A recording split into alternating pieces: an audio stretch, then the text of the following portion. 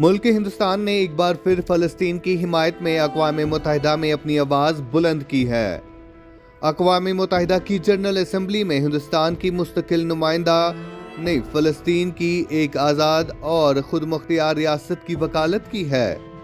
انہوں نے اسرائیل کی طرف سے بنائے گئے تمام فلسطینی یرغمالوں کو رہا کرنے کا مطالبہ کیا ہے۔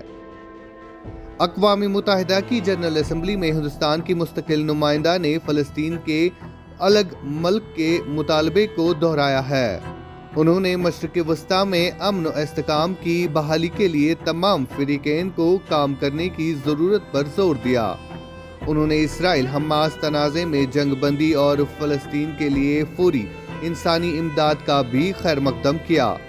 ایک نیوز چینل پر شائع خبر کے مطابق اقوام متحدہ کی جنرل اسمبلی میں ایک غیر رسمی مباحثے سے خطاب کرتے ہوئے رچرڈ کمبلوز نے کہا کہ ہندوستان بین الاقوامی برادری کی ان تمام کوششوں کا خیر مقدم کرتا ہے جو تنازعات کو کم کرنے اور فلسطینی عوام کو فوری انسانی امداد فراہم کرنے کے لیے کام کر رہا ہے۔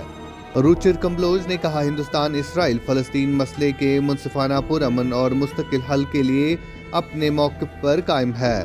ہندوستان نے ہمیشہ پرامن اور تسلیم شدہ سرحدوں کے اندر فلسطین کی خود مختار ریاست کے قیام کے لیے اسرائیل کے ساتھ براہ راست مذاکرات کی بحالی کی وکالت کی ہے۔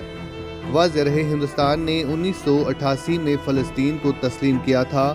1966 میں بھارت نے غزہ میں نمائندہ دفتر کھولا جسے 2003 میں رام اللہ منتقل کر دیا گیا۔